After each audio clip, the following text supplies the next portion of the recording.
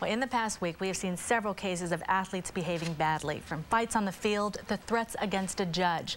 So how can we use these incidents as a teaching tool for our kids? Joining us this morning is Dr. Granat. Welcome. Good morning, Cindy. How are you? Good. Well, you know, so often as parents, we see these things like what happened with the Yankees and Jorge Posada and, you know, that big brawl on the field. But this is really just a great opportunity to talk to your kids about, you know, one of the things is let your performance do your talking instead of your fists or your mouth. Right. So if you're a tennis player, you let your racket do the talking. If you're a running back, you let your feet do the talking.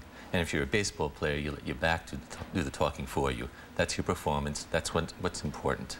So when, you know, because there are so many little baseball fans, and when this happens, you say to your child, look, there are serious consequences to this. Someone could have gotten hurt. You can be arrested. You can be fined. It's bad for your reputation. It's bad for the sport. It's ugly, and it's unpleasant, and it's dangerous. And it's a good thing to talk about the negative impact of anger. Absolutely. Anger will take you out of the zone. Athletes who come to see me want to improve their performance. The zone is a state of relaxed concentration and enjoyment. Anger is not part of this state. And that's a good way for parents to sell their kids on the idea of not being angry. It'll hurt their performance. And also, and I think for kids, if you show them the negative impact, you know, the consequences to their behavior is what's really going to count for them as they get older, especially teenage years. Absolutely. And legal officials and parents involved with youth sports should set strict standards and not allow things like trash talk or physical confrontation.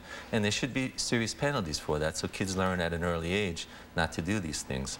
They can also benefit from learning things like meditation, anger management, and stress management techniques early on so they don't lose their temper. Right, and what I love, that you say nothing is as strong as gentleness, and we don't hear that very often when you're talking about sports. Right, but if you've ever met a formidable athlete who has a gentle side, they're quite impressive, and actually gentleness makes you stronger.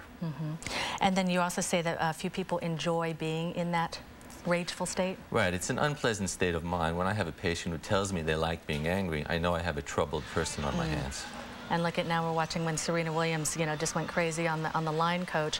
And this is actually a good one when we talk about the consequences, because she lost match point because of her losing her temper. Right, I think she tarnished her image a little bit, and she was behind in the match, but after this it was really over, and she was penalized, and so that might be a good lesson for youngsters. If you misbehave, there are some penalties involved. Right, and that patience is a virtue. Patience is a virtue. We live in a society that's inundated with immediate gratification, and learning to wait things out and to sit with things is a good skill for athletes and non-athletes. Okay, well, we often hear that life is not fair, and so you often tell people that you can't always get what you want in sports or in life. Right, like the Rolling Stones told us, you can't always get what you want, but learning to manage the frustration, the peaks and valleys, and to recognize that life is a journey with a lot of obstacles is a useful skill.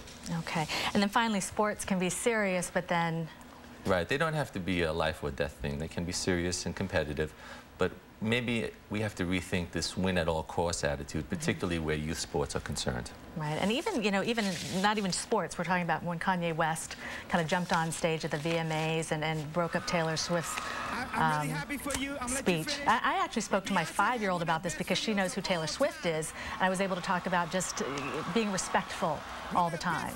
Right, I think it's very useful to teach children to behave with kindness, dignity, and respect early on in their lives, and in all aspects of their lives, in their work, in sports, friendships. It's a good lesson there. So when these negative things happen, it's actually a great opportunity for us as parents to teach our kids different things. It's an opportunity to get our kids on the right path by showing them the wrong path. All right, Dr. Granat, thanks so much for being here. Thank you. I appreciate it.